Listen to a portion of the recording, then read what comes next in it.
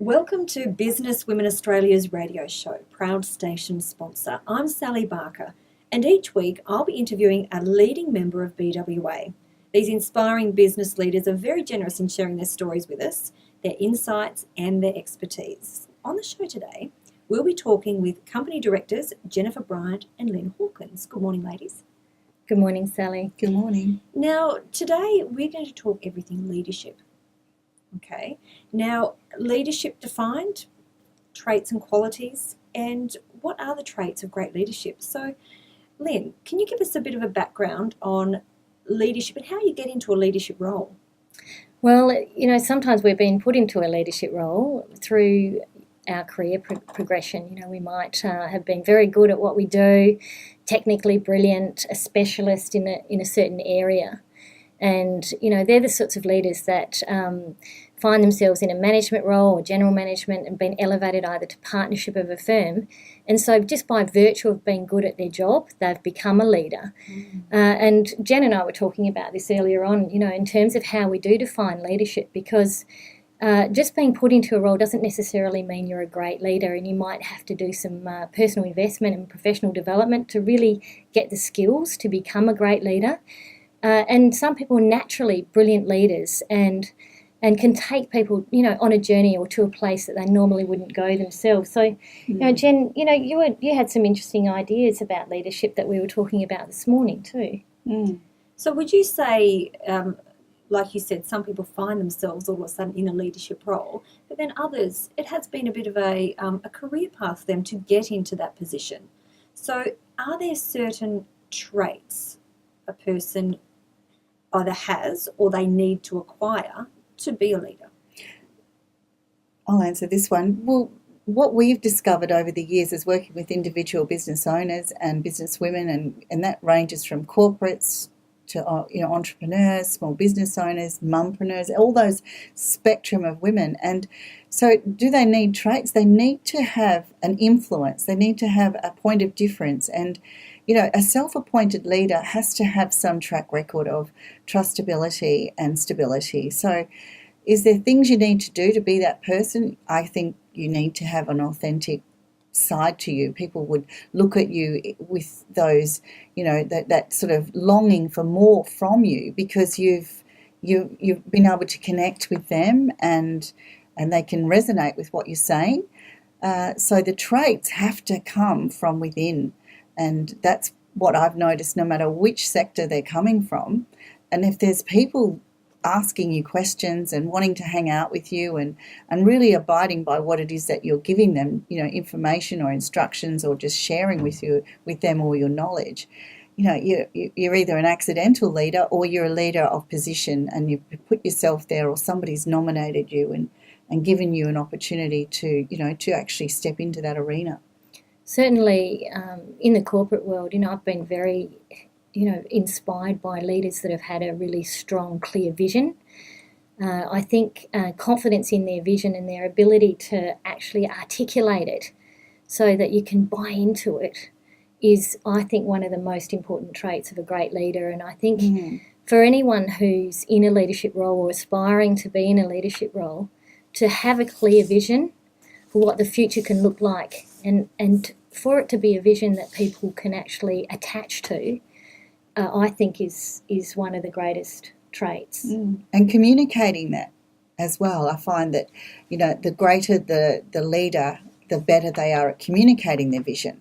It's very important, from my perspective at least, to see that whatever it is that your vision is, it's depicted throughout that culture of all the people that you're working with to generate and to portray the end result of what it is that you're trying to do.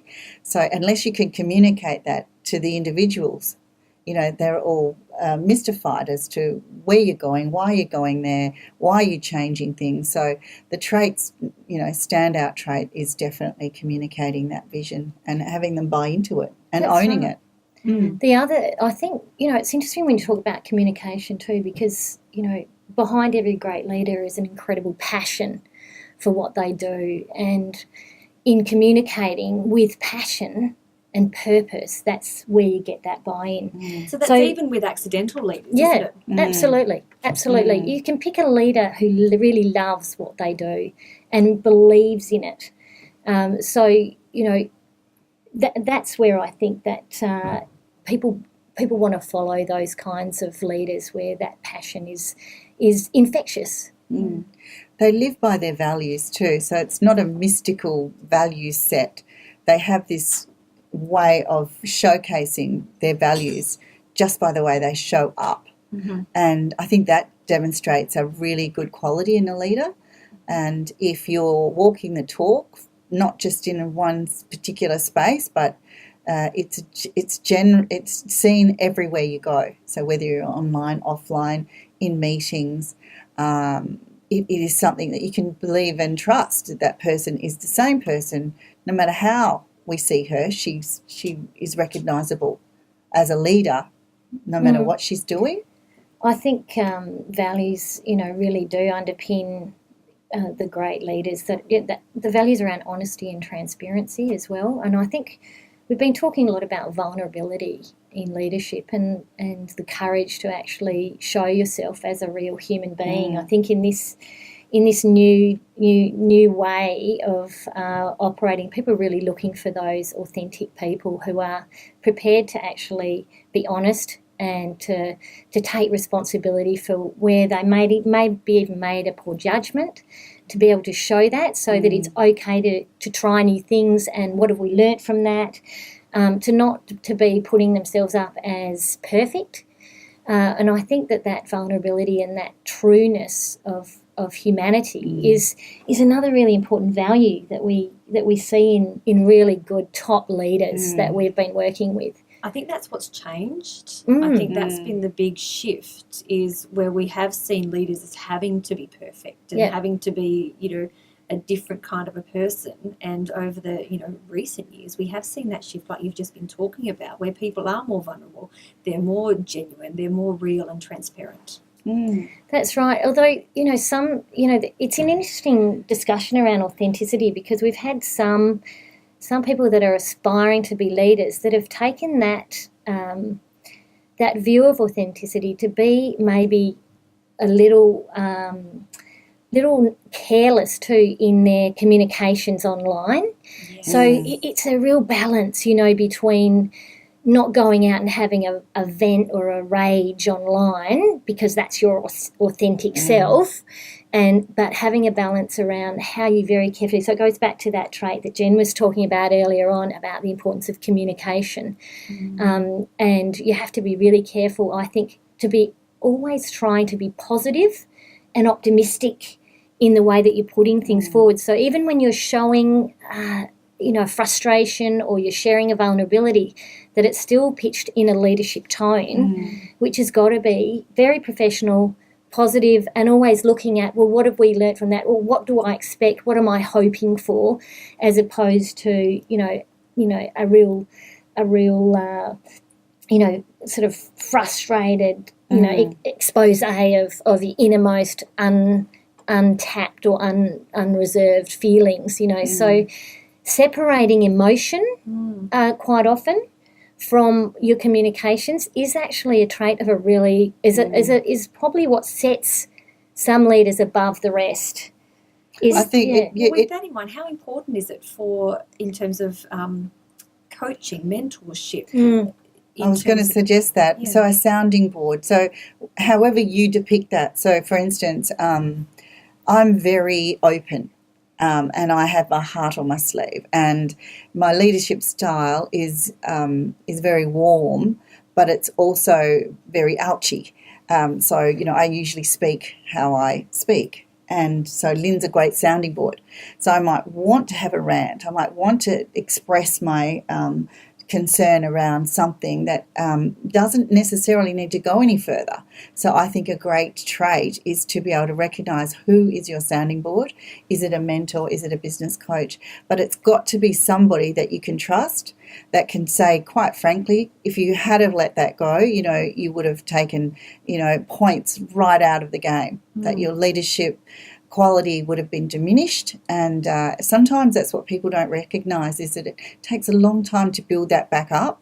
So finding somebody that you can do that with in a safe, comfortable environment, get it off your chest and just pick yourself up and say, okay, well, really at the end of the day, that wasn't something that I needed to make a big fuss or an opinion about. It was just some personal issue that I had with one or two things. So That also reminds me of another trait, I think, of a great leader, is their ability to handle feedback, their openness, and by actually being like that as a leader, you're going to actually create a culture within your organisation, within your business, where it's actually okay and safe to give each other feedback. I remember the days when 360-degree sort of response feedbacks were being implemented as a program inside some large corporations that I worked with, and it was very hard for some of the guys in the top level executive to really be getting feedback from their employees, around what they weren't doing as well as they thought they might have been doing. It's quite confronting when you're already at the top. And I think we've actually moved beyond that to where leaders are actually inviting feedback, on a day-to-day basis, not waiting for it to be a review or a formal process. I know certainly our members are very comfortable giving us feedback, when we're doing... Yes, unfortunately. No, it's very fortunate, and great. we love that. And we want... That's a part of being a supportive culture and an organisation that's committed to personal and business improvement. If you're not really committed to that and you want to pretend that you're all doing everything really well and you don't really want to hear the truth, you're only ever going to get so far. So, we agree. Yeah. I finished a presentation, for instance, last week, and there were the leaders right there in the room that I said to them, what did you think? And I copped it. And I'm happy with that, because had they have not said, the truth is, Jen, then I would have just presumed I did a great job and I was right on time and everybody heard exactly what needed to be said. And we do that role reversal all the time within our membership group. So, we're fortunate to have 3 tiers of members, and that's what we love, because the Diamond members can actually give you that feedback, and for our personal growth as leaders of the company, I want more of that. So well, I want that feedback from everyone. Yeah, if you take feedback as feedback and not as a personal attack, it can help you. It can help you grow. So that actually shows another great and really powerful trait in a great leader is the trust that you have in relationships. So I think a lot of these are soft skills.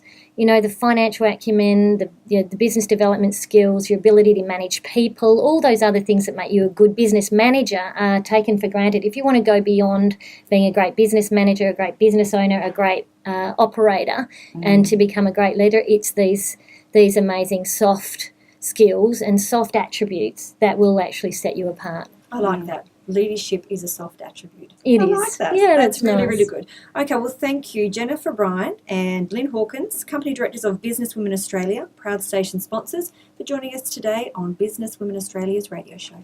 Thanks, Thanks, Sally.